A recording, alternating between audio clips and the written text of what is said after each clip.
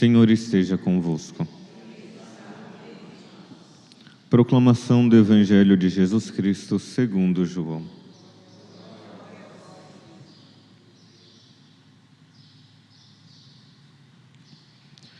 Naquele tempo disse Jesus aos seus discípulos: Quando vier o Defensor, que eu vos mandarei da parte do Pai, o Espírito da verdade, que procede do Pai, ele dará testemunho de mim, e vós também dareis testemunhos, porque estáis comigo desde o começo.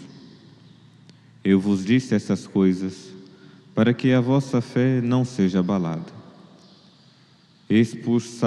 Expulsar-vos-ão das sinagogas, e virá a hora em que aquele que vos matar julgará estar prestando culto a Deus. Agirão assim, porque não conheceram o Pai, nem a mim. Eu vos digo isto, para que vos lembreis de que eu o disse, quando chegar a hora. Palavra da salvação.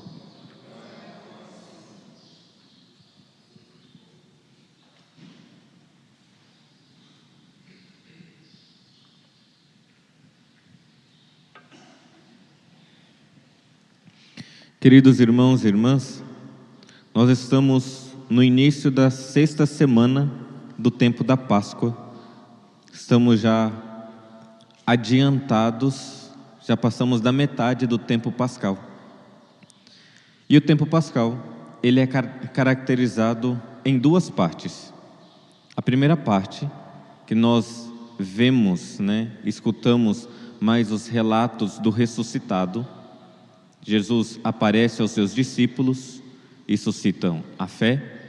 Jesus mostra quem é, o que é o ressuscitado, mostra o seu corpo, come com eles, para fazer com que eles tenham fé de fato no ressuscitado.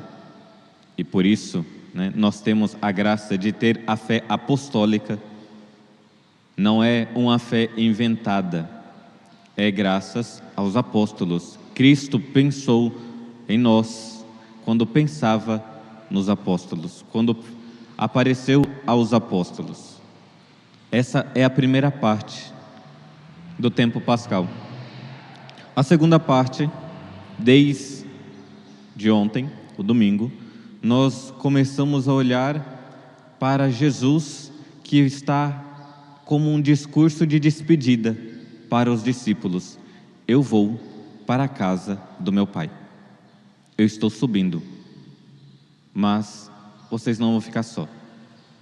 Eu deixarei o Paráclito. Eu deixarei uma nova presença diante de vocês.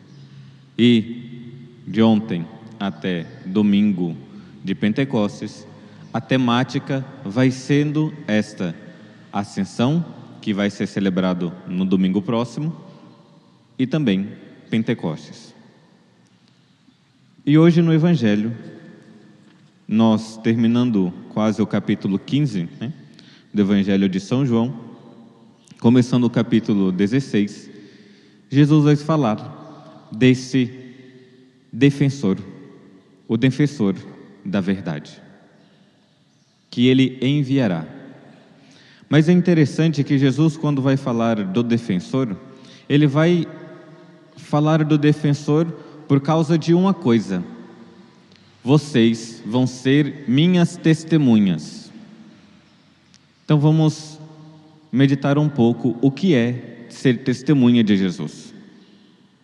Porque ele vai nos dar um defensor, e o defensor ali é por algo que vai ser caluniado, vai ser perseguido. O defensor virá ao nosso encontro.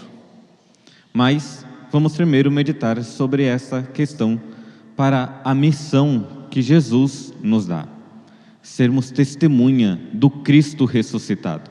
Ele que morreu, ressuscitou, apareceu aos seus discípulos e vai dar este mandamento para os discípulos: sejam minhas testemunhas.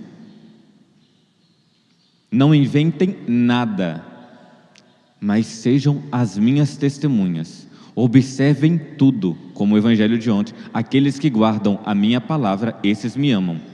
Aqueles que vivem a minha palavra, esses de fato são aqueles que dão testemunho de mim. Mas dar testemunho de Jesus não é tão fácil. Como para os discípulos não foi fácil, porque eles não estão testemunhando a si mesmos e não estão testemunhando o mundo. Se nós testemunhamos o mundo nos aplaude. Agora, se nós estamos testemunhando nosso Senhor, o Cristo crucificado, o mundo irá nos perseguir. Por isso, o defensor não é o advogado humano, é o advogado supremo, o divino advogado, o Espírito Santo.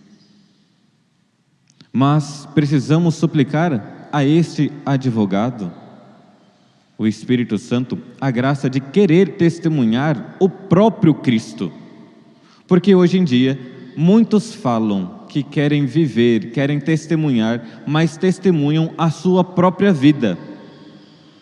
Testemunham as suas próprias vontades. Não testemunham o Cristo. Verão, conhecerão. Nós iremos conhecer aqueles que vivem a palavra, porque nós iremos ver a vida deles se configurando a vida de Cristo. A vida da igreja é a vida do Cristo.